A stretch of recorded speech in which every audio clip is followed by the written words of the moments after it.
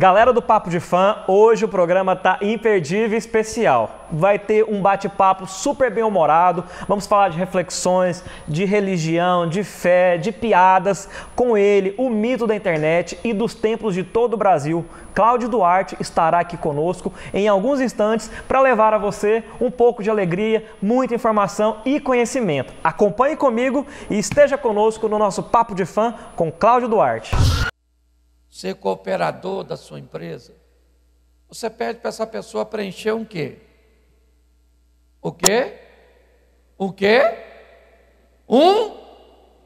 Olha, no currículo diz onde ela já trabalhou, onde ela estudou, onde ela mora, seu nome completo, toda a sua documentação.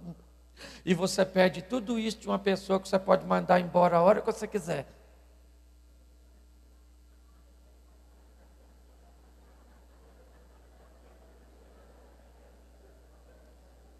E quando alguém quer namorar com você, o que você pede? Deveria. Monta um questionário. E quando um cara falar, eu queria te conhecer melhor, você fala, anota o e-mail. Manda seu currículo, que eu vou analisar. Isso. As pessoas se casam no escuro, quer ver? Casados. Olha como é que eu vou mostrar a você agora o nível de conhecimento que você tem sobre a sua esposa. Se sua mulher agora sofresse um acidente aqui, caísse, bateu com a cabeça, abriu, está sangrando, muito, muito, muito. De repente chega o socorro. E o médico olha para você e diz, você é o esposo? Você diz, sim. Ela corre risco de vida. Meu Deus. Precisa-se de uma transfusão. Qual o tipo de sangue dela? Sua mulher morreria? Qual o nome da bisavó da sua esposa? Sua música preferida, o tamanho de seu sapato, seu perfume. Talvez de todas essas perguntas, se você é bom, você acertou duas.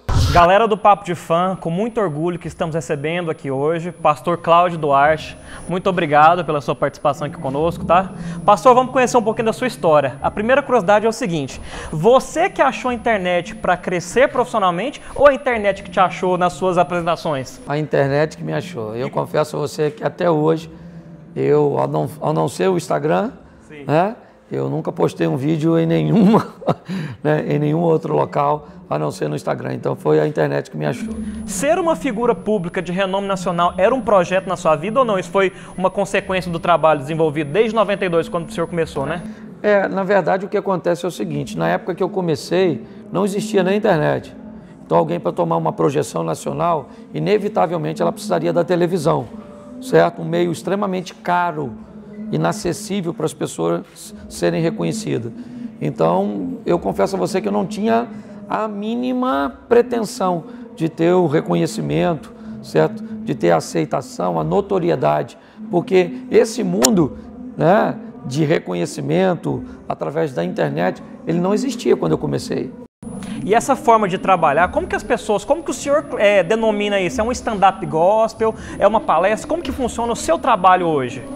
Isso é um pouco confuso para as pessoas que me acompanham, por quê? Porque eu sou pastor. Certo? E como pastor, inevitavelmente eu recebo o rótulo de, como é que eu vou colocar? De sempre estar utilizando a palavra de Deus. E quando eu vou fazer um stand-up, meio que uma comédia, as pessoas acham que eu vou ler um texto bíblico e que eu vou satirizar a palavra de Deus, o que não é verdade. São dois trabalhos distintos. Ok? Eu estou fazendo humor, utilizando a família como alvo, né, do meu discurso e usando princípios bíblicos e não a Bíblia em si para fazer humor com ela. E essa forma de fazer essa mistura gera preconceitos até mesmo dentro da igreja? Porque o que você está fazendo é uma inovação, né? Sim, gera, exatamente. Por ser algo que, se alguém fez, foram muito poucos, certo? Como você está fazendo algo de novo, o novo ainda é extremamente desconfortável. Tanto para quem recebe, como para quem faz. Então eu tenho que ser maduro o suficiente para entender e respeitar que muitas pessoas têm muita dificuldade de entender o que eu faço. Mas um resultado prático a gente vê que é o crescimento da sua popularidade cada vez maior. Como que você pretende trabalhar essa alta na sua popularidade? Pensa em política, vender produtos, continuar com os cursos? Como que o senhor pensa em aproveitar para a sua carreira esse momento de uma alta na popularidade cada vez maior? A grande questão é o seguinte, para mim sucesso não tem a ver com aceitação, ok? Nem sempre o que encanta a Deus encanta os homens e o que encanta os homens encanta a Deus. Então eu tenho sempre muito essa preocupação de não encantar apenas as pessoas e não encantar a Deus. O meu propósito é agradar a Deus em primeiro lugar. Então eu faço o que eu faço porque eu acredito que fui chamado por Deus para fazer, certo? O homem normalmente ele trabalha muito para conseguir bens materiais. Eu aprendi que nessa vida você chega sem trazer nada, vai embora sem levar nada e tem que ter o cuidado para que no período que você estiver aqui não ficar brigando para ter coisa que você não trouxe nem vai levar. Fora dos palcos, você sempre foi um indivíduo que teve humor forte nas veias, se destacava com esse bom humor? Ou isso veio com a fala em público, entrando na religião, no evangelho? Como é que surgiu esse seu destaque no humor? Certo, isso aí veio de uma necessidade quando eu me converti, de dar aula para público jovem num local que não tinha parede. Eu só tinha uma parede porque era um galinheiro. Então eram 3 paredes de tela, 1 de alvenaria. Eu tinha que ficar ali e fazer alguma coisa para aqueles jovens não olhar para o lado de fora. Foi ali que eu comecei a fazer humor. Um lado meu que eu confesso a você, eu não conhecia, apesar de ter raiz, minha mãe do Nordeste, meu pai é um capixaba extremamente bem-humorado, mas eu acredito que veio dessa necessidade e desse dom que já existia, né? E apenas acabou sendo despertado. Depressão é uma doença do presente, talvez uma das mais importantes do futuro. O senhor acredita que a religião pode trabalhar para amenizar, curar, contribuir no combate a essa doença que tem sido cada vez mais forte na sociedade? Sim. Eu, há mais ou menos uns 20, 30 dias atrás, eu atravessei um processo depressivo e quando eu fui comunicar isso à igreja, que estava atravessando aquela dificuldade, certo? Eu fui criticado por alguns, né, até no bom sentido, uma crítica bem proveitosa de pessoas que acharam que eu não deveria demonstrar a minha fraqueza, que um pastor dizer que estava atravessando um problema de depressão, um cansaço, uma exaustão, um estresse, não era muito comum, não era muito agradável, porque pastor deveria sempre transmitir a mensagem de super-homem, ok? E eu disse para eles, eu quero dizer a vocês que hoje eu estou atravessando uma depressão, porque daqui um dia vocês vão me ver aqui sem ela. Hoje, por exemplo, eu já estou praticamente 100% recuperado, mas a igreja pode ajudar muito. Mas os medicamentos, as terapias, as ferramentas são... Eu acho engraçado pelo seguinte, se o cara está com problema cardíaco, não tem problema nenhum em tomar remédio. Se ele está com problema renal, não tem problema nenhum. Se ele está com problema emocional, não pode tomar o remédio. Ok? Olha que confusão. É um problema emocional. É uma patologia como qualquer outra patologia. Então eu não vejo problema nenhum nisso, mas a igreja com certeza, com oração, que também me ajudou bastante, pessoas intercedendo, mas eu vejo que há uma comunhão nisso aí. Essa questão de frequentar a igreja se torna um hábito, né, que o ser humano precisa praticar. Que dica que você dá para uma pessoa que não tem esse hábito para começar? Porque criar hábito não é algo fácil de se fazer. Então, no caso, o hábito da igreja, que dica que o senhor dá para quem pretende começar a frequentar igrejas, buscar religião, buscar uma forma de ter paz? Bom, 2 coisas. Primeiro, é ter um encontro com Deus. Porque a gente gosta de estar perto de quem, né, nós nos relacionamos bem. Então, se você começa a manter um relacionamento com Deus, provavelmente você vai gostar de estar lá na igreja, porque lá vai estar falando dele, vai estar utilizando a palavra dele, vai estar se cantando hinos, né, que falam a respeito dele. E segundo, procure relacionamentos com pessoas que frequentam esse ambiente, porque a partir do momento que você criar um ambiente social para você estar, certo? Você, eu não vou dizer nem ter o hábito, né? Mas você vai começar a se sentir bem naquele ambiente. Por quê? Porque Deus, certo? As coisas de Deus, não vou dizer nem que Deus está lá, que Deus está em todo local, mas as coisas de Deus estão sendo tratadas lá e as pessoas que compartilham o mesmo desejo que você tem por Deus frequentam também aquele local. É como um cara que tem amizade com alguém que gosta de futebol. Então ele vai ao campo e lá estão seus amigos que gostam ou que das coisas que têm afinidade com ele. E qual que foi a principal transformação que a religião trouxe na sua vida? Maturidade. Eu aprendi que independente do que aconteça ao meu redor, o que acontece no meu interior, é sempre mais forte do que isso. E quando você fala de religião, a gente fala de princípios. Existe algum princípio da religião que o senhor segue, que o senhor se curva porque tem que se curvar, mas não concorda? Ou pensa de um pouco diferente, às vezes uma flexibilização, ou não? Tem muitas coisas que sabe, às vezes você gostaria de dar um jeitinho para ajudar algumas pessoas, como o próprio divórcio, ok? Sim. Como às vezes uma infidelidade financeira, um cara que não consegue ser fiel em dízimo e oferta. Se dependesse de mim, eu abriria a mão, mas aí eu sei que abrir mão eu não estou ajudando a pessoa, porque eu acho que a grande sacada da ideia é você entender que nós não somos melhores que Deus. Deus é melhor do que nós. Deus ama as pessoas muito mais do que nós, a ponto de entregar seu filho. Então, por mais que eu pareça que a minha ideia é melhor para a pessoa do que a ideia de Deus, eu estou errado. Falando de valores na sociedade, o senhor acredita que hoje é cada vez mais difícil criar um filho nessa nova sociedade que cada vez vai mudando mais os valores? Sim, porque a ideia do mal é trazer mais referências externas para os meus filhos ou para os nossos filhos e remover as nossas referências. Cada dia que passa, nós temos menos autonomia sobre o nosso filho. Já já não vamos mais poder escolher o que queremos que eles aprendam, onde eles estudem, ok? Estão cerceando, nós já não podemos mais corrigi-los.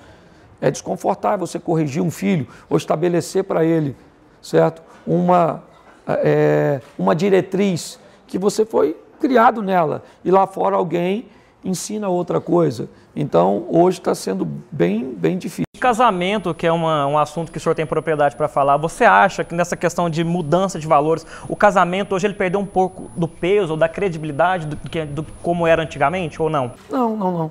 Eu acho que o casamento cresceu tanto que até quem não deveria casar está tentando fazê-lo. Ok? Então isso demonstra a popularidade dele. Eu só acho que banalizaram, como banalizaram muitos assuntos. Ok? Sim.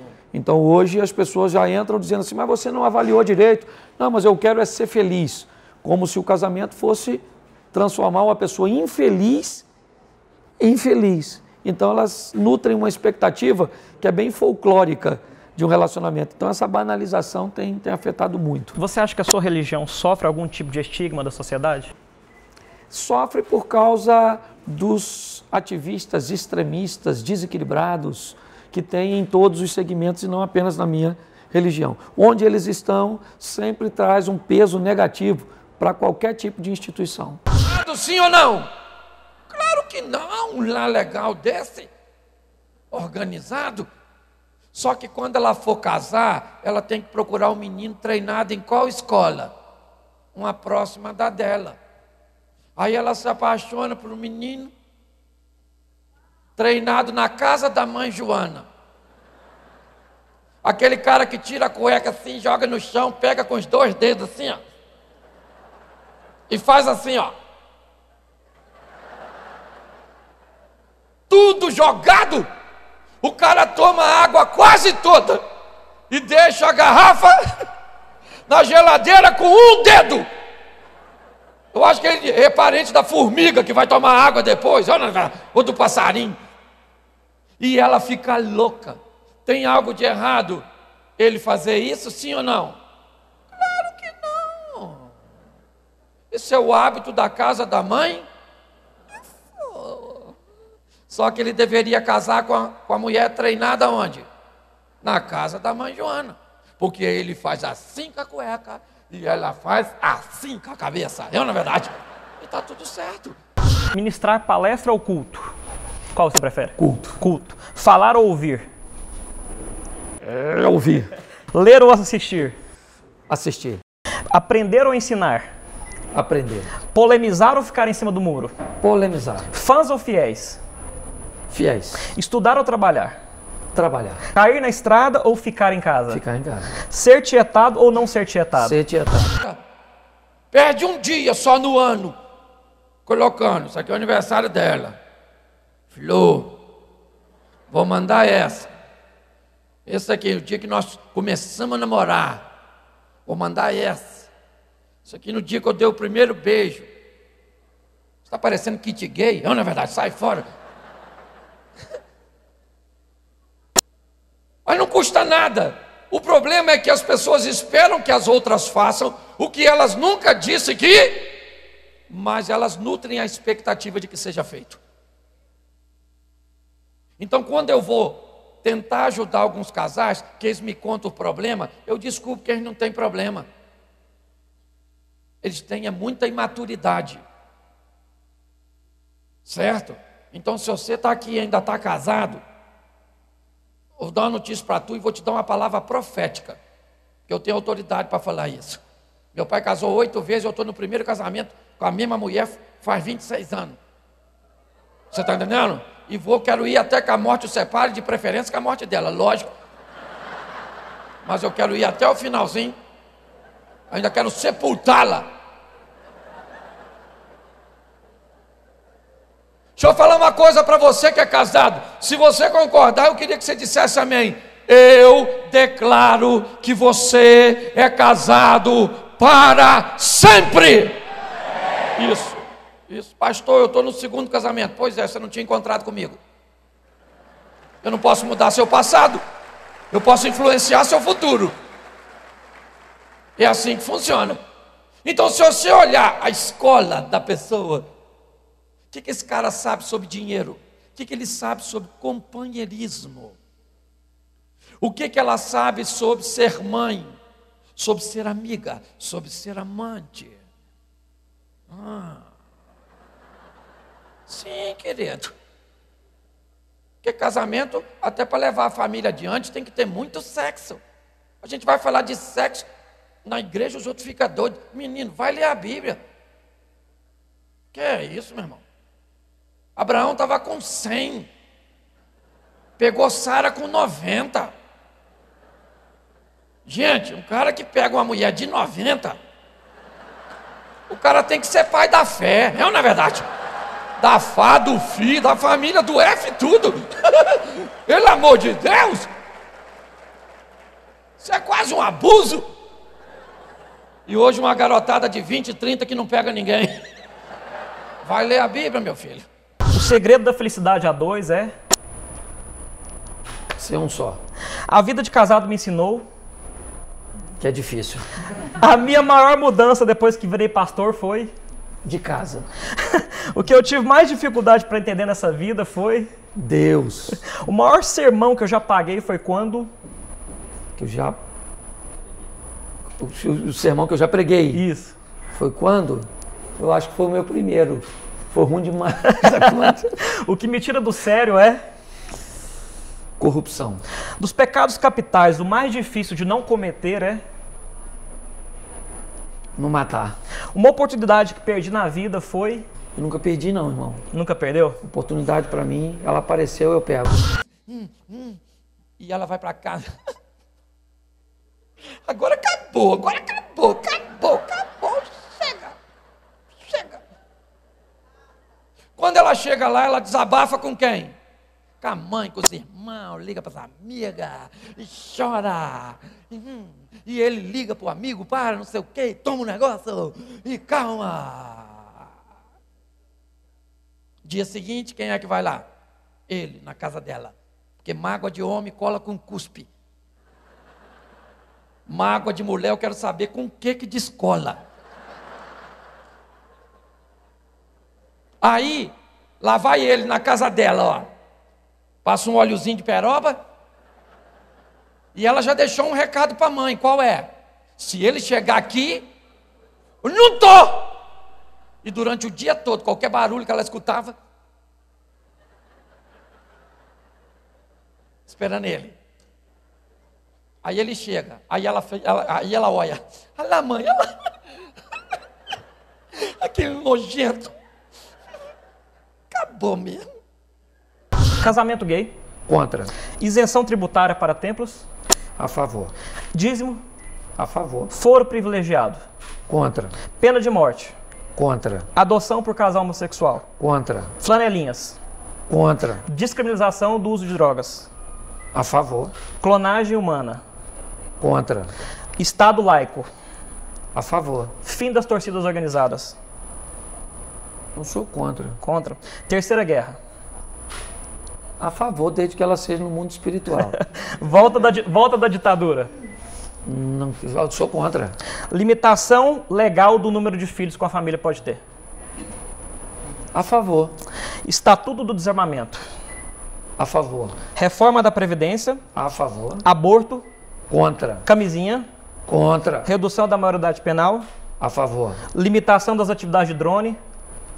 A favor. Câmeras em todas as ruas das cidades. A favor. E radar de pistolinha. Rapaz, isso é quase um revólver, né? Só a favor. Na casa do aglutinado, ela amamenta na frente de todo mundo.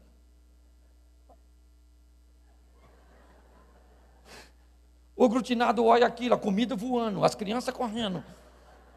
Dá uma dor de cabeça nele assim, que ele fala, ai, ai. Eu quero ir no domingo que vem. Quando você disser, vou na casa da mamãe. O que ele fala? Vá com Deus, filha. Dá um beijo na sua mãe. Fala com ela que eu gosto muito dela. Mas eu não estou afim de frequentar aquele ambiente, não. Aí já começa, se você não vai na casa da minha, eu não vou. E às vezes, tem educação num lado, porque presta atenção, para um aglutinado ir na casa de um dispersivo, é horroroso, do mesmo jeito. Vamos pegar a casa do dispersivo? Uma mesa com 4 cadeiras. Em cima da mesa, um montão de comida, 2 torradas. Num pratinho pequenininho assim, um potinho de geleia light, um bule com água quente, 2 sachês de chá de camomila, que eles vão adoçar com mel, e acabou de jantar, vão dormir. Um aglutinado chega nesse ambiente, ele come o prato, o bule. E sabe o que ele fala? Eu não volto mais aqui, porque a casa dos seus pais é uma miséria. Você chega na casa de um dispersivo, as crianças, os meninos esquisitos, não faz bagunça, parece que fuma. Polêmico. Sim. Disciplinado. Não. Pontual. Sim. Bom de bola. Sim. Vaidoso. Sim. Engraçado. Não. Estudioso. Sim. Fechado. Não. Debochado. Sim. Impaciente. Sim. Pessimista. Não. Rancoroso. Também não. Sedentário. Sim. Tranquilo. Sim. Simpático. Sim. Observador. Sim. Curioso. Sim. Ajuizado. Não. Está lá na Bíblia, parábola das 10 virgens, um exemplo de casamento. O noivo vinha buscar uma noiva, e ele só pegava a mulher de lâmpada. Por que o noivo não pegava uma mulher de lâmpada apagada? Porque não via, filho. Quando o noivo chegava, pegava a lâmpada da noiva e dava um. Essa aqui é legalzinha, essa aqui é maneirinha. Gostei dela, gosto do cabelo assim, dá uma risadinha para me ver os dentinhos. Isso. Essa aqui é maneira, é legalzinha. E aquela ali que a lâmpada apagou? Bom, aquela ali deixa para o maluco, que é capaz de pegar uma mulher no escuro.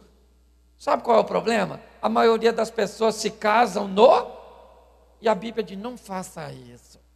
Sendo uma luz, olha devagarzinho, examina. Por quê? Porque depois já era, filho. E o casamento acende uma luz tão forte que tudo que você não viu antes, você vê agora. Até porque a intimidade revela. Ninguém, por mais que você examine, você ainda não vê tudo, porque o outro não deixa, ele esconde. Porque se você demonstrasse para o outro quem você é de verdade logo no início, essa pessoa não era seu marido, não era sua esposa. É que a gente vai se revelando devagarzinho. Deus escreve certo por linhas tortas. Eu lembro. Me conta uma história que faz esse dito fazer sentido na sua vida.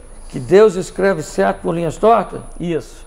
Rapaz, um Deus que me fez casar com uma mulher que eu conheci em 6 meses. Tinha tudo para dar errado. E eu achei a mulher da minha vida. Rapaz, ganhou na Mega Sena, né? Ganhei, não levei o prêmio, mas ganhei. E a voz do povo é a voz de Deus. Você acha que faz sentido? Não, senhor. Não faz sentido? Não. O povo é burro. Então a Bíblia está repleta de histórias. E que se nós observarmos o foco. Então quando o assunto é família, é muito legal você observar a escola que a pessoa está vindo. Por exemplo, quantos homens aqui vieram de uma escola gourmet? Por exemplo, sua avó cozinhava, sua tia cozinha, sua irmã cozinha. Você cresceu comendo bem, muito comida boa, muito piqui, muito. Você rebentou a boca. Levanta a mão, só o homem, levanta a mão, que comeram. Isso aí. Então você cresceu comendo, você quer casar e continuar? Comendo bem. Pastor, o senhor está falando que mulher tem que cozinhar? Eu estou falando que alguém tem que cozinhar. Porque a senhora não casou com o astronauta. Vai receber uma raçãozinha. Só que eu quero dizer, homem, se você se cresceu num lar onde se comia bem, pretende continuar comendo bem e se apaixona e quer casar com uma mulher que vai fazer café, queima água, de tão ruim que a miserável é na cozinha, você tem que trabalhar e ter recursos financeiros para contratar alguém para suprir uma deficiência que a sua mulher tem. Tem nada de errado, é só você ser maduro, entendeu? Não precisa ser nem presidente, é só ser maduro para você encarar esse negócio. E pior, o que me preocupa mais que os divórcios, sabe o que é? É os que continuam vivendo infelizes. Essa é a minha cruz. Cite 3 profissões que Cláudio teve antes de se converter. Fala aí, quais são? 3. 3. Eu fui pedreiro, eu fui motorista e eu fui balconista. Qual que é o nome do canal do YouTube do Cláudio Duarte? Um pastor cheio de graça. Qual é o nome do canal, programa, apresentador e emissora que Cláudio deu sua primeira entrevista em rede nacional em TV? O programa do Ratinho, do SBT. Qual é a cidade onde Cláudio reside? Qual que é o nome da igreja que ele é responsável? Bom, eu resido no Rio de Janeiro e o nome da igreja é Projeto Recomeçar. Cite o nome de um livro de Cláudio Duarte. Eu não desisto nunca. Qual foi o primeiro tema a viralizar na web, na voz do pastor Cláudio Duarte? Foi família. Família? E qual que é o nome do pastor, o nome do projeto do pastor Cláudio na igreja que ele comanda no Rio de Janeiro? Igreja Projeto Recomeçar. Eu não gosto de divórcio. Sei que em algumas situações ele acaba sendo inevitável, mas ele também só é inevitável por uma infração de uma exposição de Cristo. Quando Jesus foi questionado pela motivação do divórcio, ele tirou todos os argumentos e canalizou para uma única fonte. Quando perguntaram a Jesus acerca do divórcio, Jesus disse: o divórcio só acontece por um motivo: dureza de coração. Não há nenhuma outra motivação que leve ao divórcio, a não ser dureza de coração. De gente que não quer mudar sua postura, que não quer reavaliar sua conduta, que não quer liberar seu coração para perdoar. A grande verdade é essa: porque foi descrito por Jesus, não sou eu. Talvez você que já divorciou não gosta do meu discurso, mas continue gostando de mim, porque ele não é meu, ele é de Cristo. Então fica de mal com ele. É ou não é? Ninguém quer ter problema com Deus. Caim oferece uma oferta e Abel oferece outra. Deus aceita a oferta de quem? De Abel, e não aceita a de Caim. Tinha que matar quem? Quem não aceitou a oferta, e não o ofertante. Mas ele matou Deus? Não, matou Abel. Então, se você quiser ficar com raiva depois do que você vai ouvir, você fica de Deus, que eu só estou falando o que ele mandou eu falar. Então eu vim aqui dizer para você que é solteiro, eu já vou te dar informações. Vá com cuidado, que esse troço é perigoso. Você está entendendo? É mais ou menos como um americano entrar na Coreia do Norte.